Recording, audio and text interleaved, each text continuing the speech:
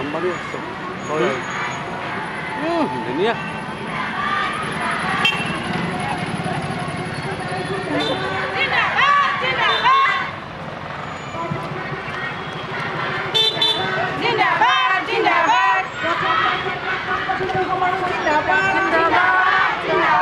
প্ৰথম বাৰ্ষিক প্ৰাক্তন সচিব সমাৰোহ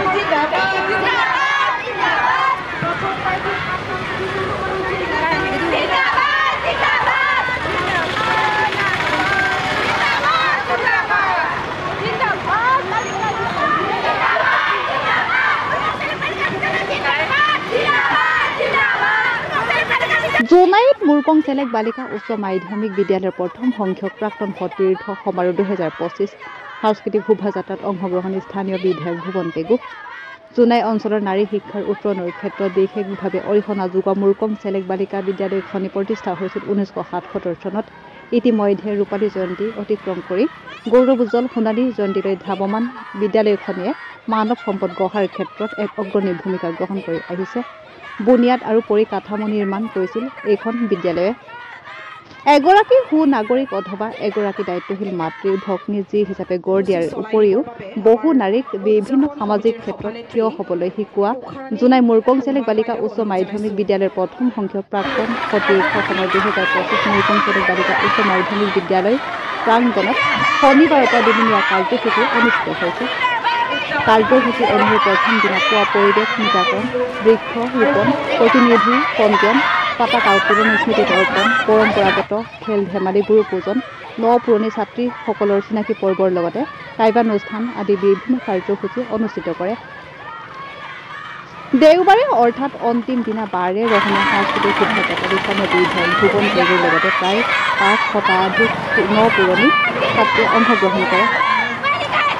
দেওবাৰে মুকলি সভাত নাৰী শিক্ষা স্বাস্থ্য আৰু নাৰীৰ সামাজিক দায়িত্ব শীৰ্ষক আলোচনা চক্ৰ আদি বিভিন্ন কাৰ্যসূচীৰ লগতে সন্ধিয়া আমন্ত্ৰিত শিল্পীৰ দ্বাৰা সাংস্কৃতিক সন্ধিয়া অনুষ্ঠিত কৰা হৈছে বুলি উদ্যোক্তা সমিতিয়ে জানিবলৈ দিছে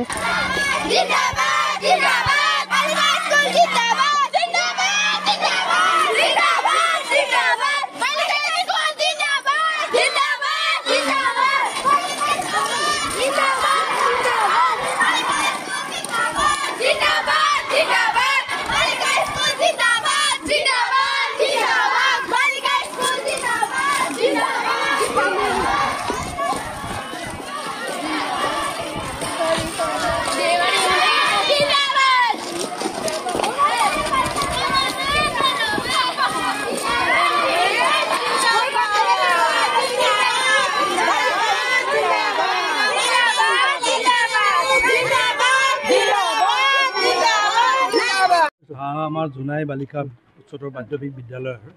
আমাৰ প্ৰাক্তন ছাত্ৰী সমাৰোহৰ আজি দ্বিতীয় দিন শোভাযাত্ৰা আজি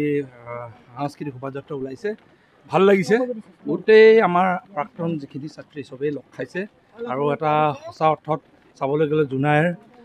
আমাৰ মহিলা আৰু আমাৰ ছোৱালীৰ শিক্ষাৰ বাটকটীয়া এই অনুষ্ঠান আৰু আমি এইবাৰ অসম চৰকাৰেও এইবাৰ RCC বিল্ডিং 3টা এডিশ্যনেল ক্লাছৰুম দিছোঁ আৰু ভৱিষ্যতেও আমি আলোচনা কৰিছোঁ এইখনক খুব সুন্দৰভাৱে ডেভেলপ কৰাৰ কাৰণে মই ইতিমধ্যে আমাৰ মাননীয় শিক্ষামন্ত্ৰী ৰণোজ পেগু ডাঙৰীয়াক তেখেতক অৱগত কৰিছোঁ আৰু তেখেতেও কৈছে এইটো খুব সুন্দৰভাৱে নিৰ্মাণ কৰিব এতিয়া পুনৰ নিৰ্মাণ কৰিব আৰু এইকাৰণে আমি আশা ৰাখিছোঁ অহা দিনবোৰত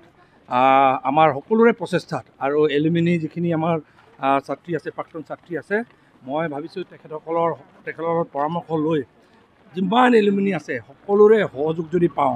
গাৰ্জেনসকলৰ সহযোগ যদি পাওঁ মই ভাবোঁ যে ইয়াক এটা আমাৰ মুৰকং চেলেক বালিকা বিদ্যালয়ক এটা উচ্চতৰ বিদ্যালয়ক খুব সুন্দৰ এটা অনুষ্ঠান হিচাপে এটা মডাৰ্ণ ইনফ্ৰাষ্ট্ৰাকচাৰ দি বনাব পৰাকৈ আমি এটা প্ৰচেষ্টা চলাম আৰু মই ভাবোঁ এই শোভাযাত্ৰাই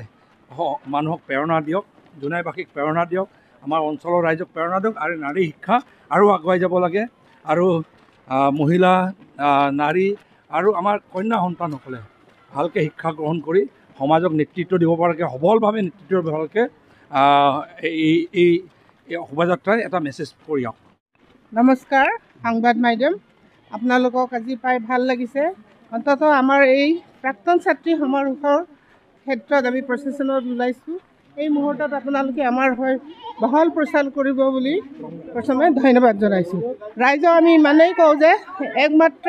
শিক্ষাৰ বাটকটীয়া উত্তম চেলেক বালিকা বিদ্যালয়, ইয়াত নাৰী বহুতো আছে, সিহঁতৰ অভাৱ অভিযোগ, ইয়াত থকা অন্যান্য শিক্ষাৰ ক্ষেত্ৰত অগ্ৰগণি দিয়াত সকলোকে সমানে সহযোগ কৰাৰ ক্ষেত্ৰত আপোনালোকে